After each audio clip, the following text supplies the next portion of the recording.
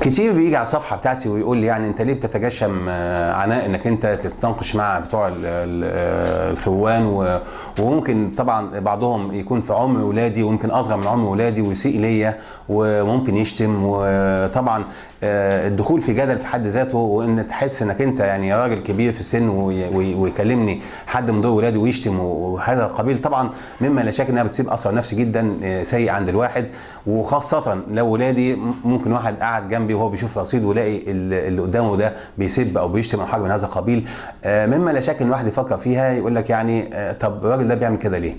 النقطة الثانية يعني ممكن واحد يقول لك طب انت منحاز، انت عمال تتكلم مع الارهابي مع الانقلابيين، بيسموهم الانقلابيين، يعني انت بتتكلم مع الانقلابيين ومنحاز ليهم وبتوري لهم القتل وعمال تنتقدنا وكلام من هذا القبيل. انا هقول بس الفيديو ده عشان اعرف انا بفكر ازاي وايه اللي انا بعمله. اولا انا بعمل ده في سبيل الله سبحانه وتعالى، اعتقادي الشخصي اللي ربنا ان شاء الله باذن الله دي نيتي، وربنا الوحيد الذي يعلم نيه البني ادم او يعلم نيتي كويس هو الله سبحانه وتعالى، وهو اللي هيحاسبني، هو اللي هيجازيني بالموضوع. انا ليا هنا نقطتين بفكر فيهم، بفكر كانسان وطني وكانسان مسلم. كانسان وطني مسلم انا شايف ان المنطقه على حافه هاويه، ما فيش فيها جيش وحيد ممكن يصل الى مرحله ان هو يصد قدام جيش اسرائيل واطماع اسرائيل من النيل للفرات اللي مش هتنسوها رغم السلام ورغم كل الكلام ده مش هينسوه. وانا عارف كويس قوي ان الاسرائيليين لن يصمدوا حتى لو وصلوا للفرات، هيقول لك لا ناخد مساحه كمان عشان وطننا يبقى مؤمن، يبقى المنطقه دي منزوعه السلاح، المهم يدخلوا لحد ليبيا كده ولا يسلموا يسيبوا لنا الصحراء الغربيه عشان نعيش فيها عشان يبقى هم في امن وسلام. طبعا ده مما لا شك. وصلوا في ليبيا ان هم قسموا ليبيا للشرق والغرب، خلاص احنا عرفنا اللي حصل في ليبيا وانفصال الشرق دلوقتي بيقولوا احنا انفصلنا خلاص.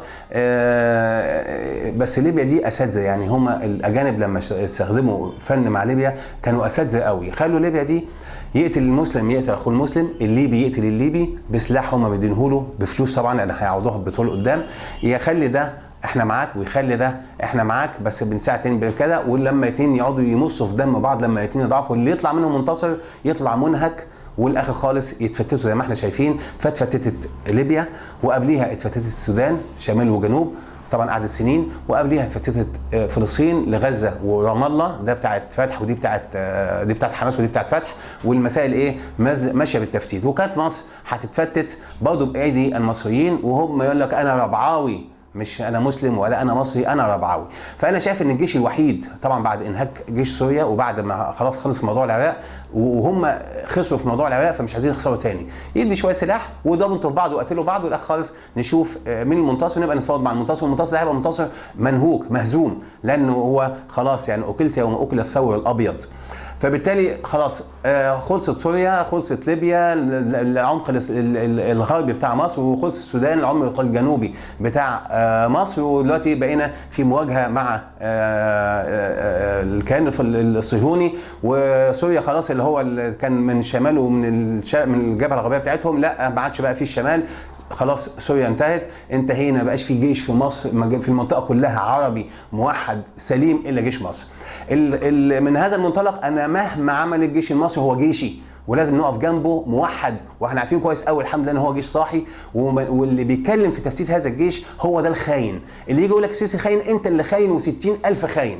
انت لما تيجي تقول لي اصاحب بكام قاعده لكن جيش مصر عظيم، ده كلام فاضي، كلام ملوش اي معنى. انت ايه هتفصل القياده تفصل الراس عن الجسم وتقول لي القياده اصلها مش عارف القياده، هو السيسي ده القائد الوحيد؟ احنا قلنا قبل كده القاده قاده مجموعه على راسهم السيسي حاليا، لكن ممكن بعد كده يكون حد تاني، دي امور بتتبدل كل فتره بتتبدل، لكن الجيش جيش، القياده واحده، ما جيش واحد زي القرضاوي هناك قاعد يكلمني دلوقتي في جوبا عن ماتش وعن اللاعب الكره اللي رفع صوابعه ومش عارف اللي ساعب التايكوندو اللي رفع صوابعه وعايزين يعملوه ده في منبر، ان هو المفروض مكان رسول الله صلى الله عليه وسلم على منبر ويتكلم في الكلام ده ويفتي لجنود مصريين هم ما يقطعوش القاده بتوعهم.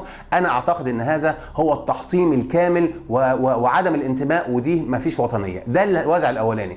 الوازع الثاني هو وازع ديني. دلوقتي الاخوان يعني ربنا سبحانه وتعالى لما نزع منهم الملك نزعوا ليه؟ لان دول ما قاموش بواجب الاسلام مظبوط، لما خدوا ما فيش لا اقاموا الصلاه، الذين مكناهم في الارض اقاموا الصلاه واتوا الزكاه وامروا بالمعروف ونهوا عن المنكر ولله عاقبه الامور. طيب ما عملوش الكلام ده. ماشي، قل اللهم مالك الملك تؤتي الملك من تشاء وتنزع الملك ممن تشاء وتنزع الملك ممن تشاء وتعز من تشاء وتذل من تشاء بيدك الخير انك على كل شيء قدير. سبحانه وتعالى نزع منهم، اداهولهم سنه، ما عملوش بقى، وامروا بالمعروف ونهوا عن المنكر، عملوا الخمور وعملوا القيود وعملوا احنا طبعا عارفين الاخوان عملوا ايه، وفضلوا او فرحوا بالتمكين وانتبهوا للتمكين ولم ينتبهوا الى من مكنهم، فبالتالي ربنا سبحانه وتعالى وقعهم على اسنانهم. بايد مين؟ انا مش ببص لده، يقول لك اصل السيسي اللي عمل، مش السيسي اللي عمل، ده السيسي ده مأمور من عند ربنا سبحانه وتعالى، ربنا اللي عمل. ماشي، وما هو الا اداه. لو ما كانش السيسي كان هيجي لك مليون واحد، كان الشعب هيطلع، اقسم بالله لو ما كان السيسي كان الشعب هيطلع وكان هيدوس عليهم، وكانت هتبقى مجزره وهيموت كتير من ممكن تكون ملايين، مش هقول الاف، هتموت ملايين من الصفين الاثنين، لان اللي كانوا طالعين في 30/6 كان المسائل كانت غليان. الحمد لله ان ربنا سبحانه وتعالى جعل الجيش ينقذها مش يطينها، وكان يحرقها، وكان مش عارف يقول لك السيسي السفاح. سفاح مين؟ ده انتوا اللي سفاحين. الوازع اللي انا بقوله وازع ديني، انا عايز ابرئ ديني من الارهاب اللي بيحصل، عايز ابرئ ديني من ان انا اجري على الحكم كده واجري على الكرسي كده وانسى الدنيا وانسى ربنا سبحانه وتعالى عشان الدنيا او عشان الكرسي بتاع الدنيا، انسى كل حاجه عشان الحكم. يا حرام عليكم. فبالتالي انا بقول هو ده اللي بيخليني استحمل عشان خاطر بلدي، وربنا ادعو الدعاء اللي انا دايما بقوله، اللهم طهر دينك من المتاجرين به. اللهم امين.